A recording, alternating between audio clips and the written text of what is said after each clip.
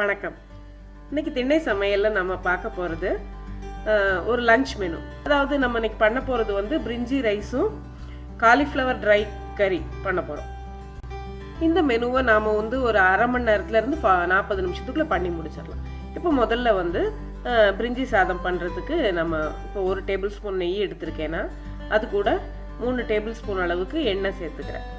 இப்போ இந்த எண்ணெய் சேர்த்து எண்ணெய் சூடான உடனே இதில் நம்ம வந்து இப்போ நான் முதல்ல வந்து ஒரு நட்சத்திர பூ சேர்த்துருக்கேன். அதுக்கப்புறம் ஒரு 5-6 கிராம்பு, ஒரு துண்டு பட்டையை ஒடிச்சு போட்டிருக்கேன். அது கூட ஒரு 3 ஏலக்காய் சேர்த்து இதெல்லாம் சேர்த்து கொஞ்சம் வறுத்து விட்டுக்குங்க. இது கூட ஒரு 10 முந்திரி அதையும் ஒடிச்சு வச்சுக்கிட்டு அதையும் இது கூட சேர்த்து நம்ம வறுத்துக்க போகிறோம். இப்போ முந்திரி கொஞ்சம் வறுபட்டதும் அது கூட திராட்சையை போட்டுக்கோங்க. அதையும் சேர்த்து வறுத்துட்டு அது கூட நாம் 2 பிரியாணி இலையையும் சேர்த்து வறுத்துக்கணும். அதுக்கப்புறம் அது கூட நம்ம ஒரு பெரிய வெங்காயத்தை மெலிசா நறுக்கி அதை சேர்த்து வதக்கணும். வதக்கிட்டு அது கூட இடிச்சு வச்ச இஞ்சி பூண்டு விழுது 1 டேபிள் ஸ்பூன் அளவுக்கு சேர்த்துக்கணும். இப்போ அதையும் சேர்த்து கொஞ்சம் பச்சை வாசனை போகிற அளவுக்கு நம்ம வறுத்து விட்டுட்டு அது கூட ஒரு 3 பச்சை மிளகாய் நல்லா கீறி வச்சுக்கோங்க. இந்த 3 பச்சை மிளகாய் நம்ம இப்போ அடுத்து சேர்க்க போகிறோம். இப்போ அந்த 3 பச்சை மிளகாயையும் வதக்கி விட்டுட்ட பிறகு நம்ம தக்காளி வந்து ஒரு பெரிய சைஸ் தக்காளி வேணும். அந்த பெரிய சைஸ் தக்காளியை நல்லா நீளமாக நறுக்கி வச்சுட்டு அதையும் இது கூட சேர்த்து நம்ம நல்லா வதக்கிக்க போகிறோம்.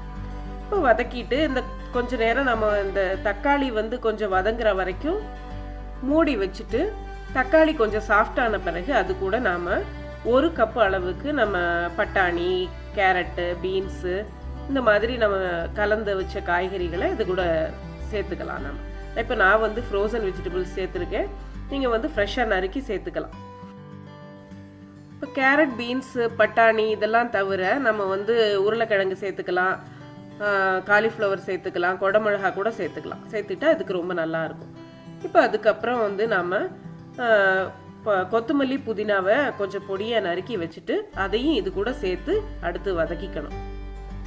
இப்போது இலைகளை சேர்த்து இப்போ நம்ம வதக்கி விட்ட பிறகு இனிமேல் நம்ம சேர்க்க வேண்டியது வந்து மசாலா பொடிகள் மட்டும்தான்.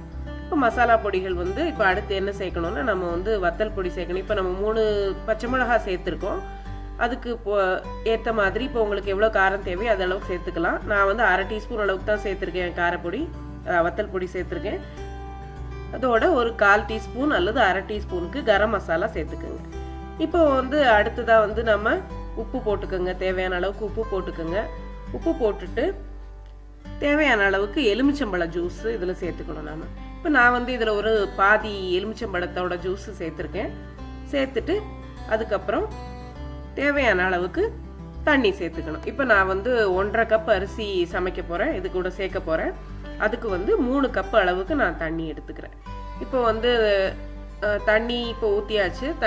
தண்ணி கொஞ்சம் சூடாகிற வரைக்கும் நம்ம வந்து அதை மூடி வச்சு அதை கொதிக்கிற வரைக்கும் மூடி வச்சுட்டு அதுக்கப்புறம் அது கூட நம்ம அரிசியை சேர்க்க போகிறோம். அரிசி ஏற்கனவே அரை மணி நேரம் நான் ஊற வச்சுருக்கேன். ஊற வச்சு இப்போ அதை எடுத்து சேர்த்தாச்சு. இப்போ அரிசியும் சேர்த்துட்டு நல்லா கலந்து விட்டுக்குங்க.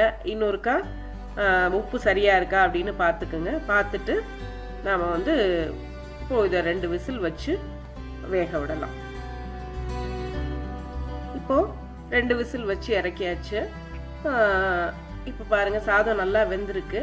இதை கொஞ்சம் நல்லா கிளறி விட்டுட்டு அதுக்கு மேலே நாம் வந்து கொஞ்சம் கொத்தமல்லி, புதினா இலைகளை தூவிட்டு நாம் இதை வந்து பரிமாறலாம். இப்போ இந்த பிரிஞ்சி சாதத்துக்கு நாம் வந்து தொட்டுக்கிறதுக்கு காலிஃப்ளவர் கறி பண்ண போகிறோம். அது எப்படி பண்ணலான்னு பார்க்கலாம். இப்போ 2 டேபிள் ஸ்பூன் அளவுக்கு எண்ணெய் எடுத்துக்கோங்க. எண்ணெய் எடுத்துக்கிட்டு அதில் வந்து ஜீரகம், இதில் வேறு எதுவும் சேர்க்க வேண்டாம். தாளிக்கிறதுக்கு வெறும் ஜீரகம் மட்டும் சேர்த்தா போதும். ஜீரகம் கொஞ்சம் வெடிக்க ஆரம்பித்த பிறகு அதில் வந்து நாம் சுத்தம் பண்ணி வச்சுருக்கிற காலிஃப்ளவர் துண்டுகளை இதில் போட்டுக்கணும். இப்போ நான் வந்து ஏற்கனவே காலிஃப்ளவரை வந்து நல்லா வெட்டிட்டு கொஞ்சம் வினிகரும் உப்பு சேர்த்து அதில் வந்து ஒரு 10-20 நிமிஷம் வச்சுட்டு அதுக்கப்புறம் எடுத்து நான் இப்போ சேர்த்துருக்கேன். இப்போ சேர்த்து அதில் தேவையான அளவுக்கு உப்பு போட்டுக்குங்க. உப்பு போட்டு கொஞ்சம் நேரம் பெரட்டி விட்டு கொஞ்சம் மூடி விட்டு வேக விடணும். இப்போது நம்ம தண்ணியில் போட்டு எடுத்துருக்கோம் இல்லையா, அதனால இப்போ மூடி வச்சு நம்ம வேக விடும்போது அதில் உள்ளே இருக்கிற தண்ணீரெல்லாம் வெளியே வரும். அந்த தண்ணியிலேயே அது குக் ஆயிரும். அந்த மாதிரி ஒரு 2-3 நிமிஷம் நல்லா குக் ஆன பிறகு இப்போ அது கூட வந்து நம்ம சேர்க்க வேண்டிய மசாலா பொடிகள் சேர்க்கலாம். இப்போ 1/4 டீஸ்பூன் மஞ்சள் தூள், ஒரு 1/2 டீஸ்பூன் அளவுக்கு வத்தல் தூள், ஒரு டீஸ்பூன் அளவுக்கு நான் வந்து இந்த கறி பவுடர் சேர்க்க போகிறேன். இது நிறைய பிராண்ட்ஸில் கிடைக்கும். நான் இப்போ வந்து இந்த பிராண்டில் மெட்ராஸ் கறி பவுடர்னு ஒரு பிராண்டு சேர்த்துருக்கேன்.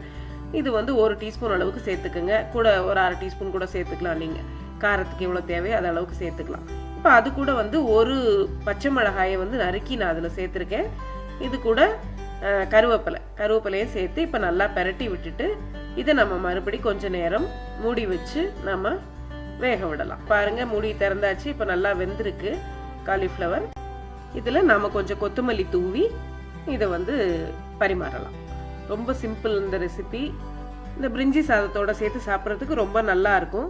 இந்த காலிஃப்ளவரும் கொஞ்சமாக வெறும் தயிரும் கூட வச்சு சாப்பிட்டா ரொம்ப டேஸ்டியாக இருக்கும். இதை நீங்களும் செஞ்சு பாருங்கள். இது ரொம்ப ஈஸியான ரெசிபி. இது உங்களுக்கு பிடிச்சிருக்கும்னு நினைக்கிறேன்.